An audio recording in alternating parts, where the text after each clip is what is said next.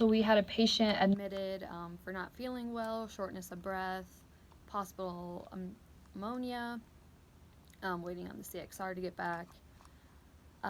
This patient currently wears CPAP at night, so we've been instructed to go in and set up the CPAP for their OSA.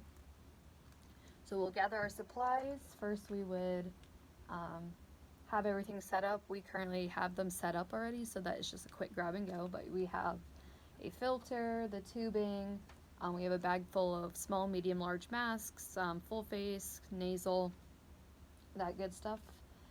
And so we gathered all of our supplies. We're heading into the patient's room. Plug it in. We have to plug it into the wall, attach oxygen. Then we can go ahead and turn this on.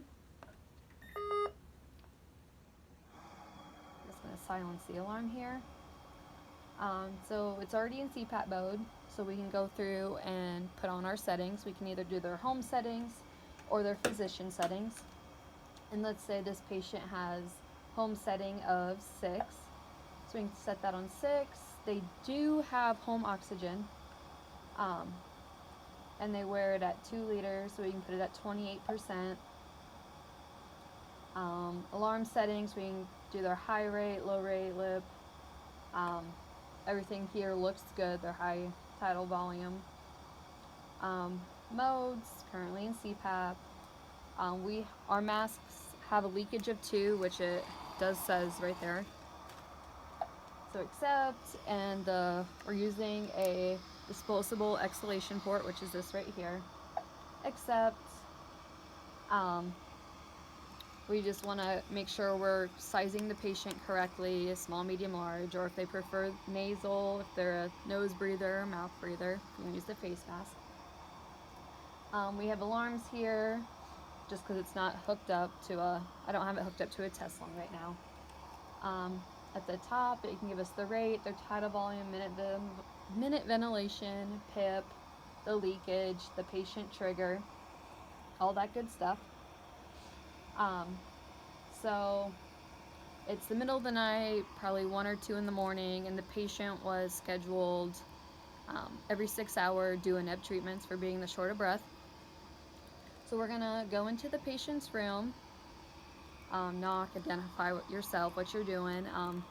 The patient is sometimes usually wakes up right away, or they might be in a heavier sleep, so you might have to kind of wake them up.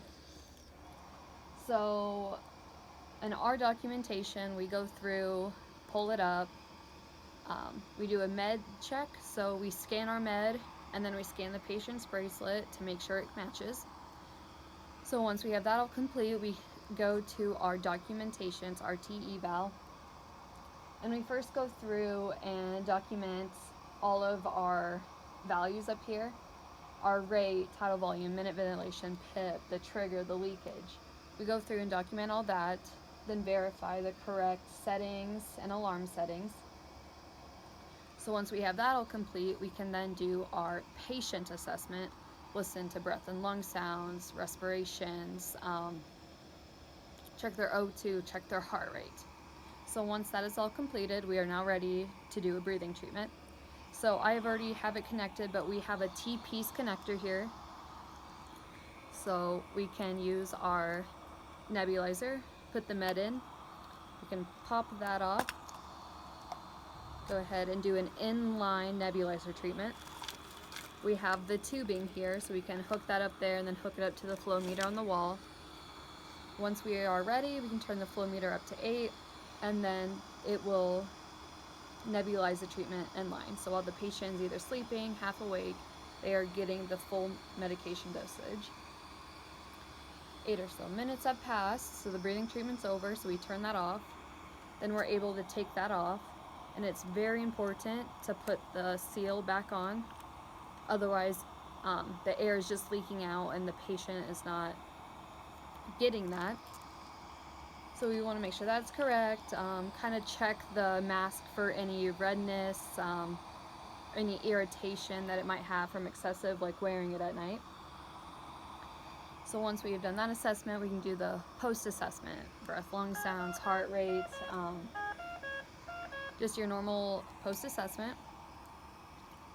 And then we would document it, or we log it and charge it. but then thank the patients, and we are all finished with an inline nebulizer treatment with a CPAP.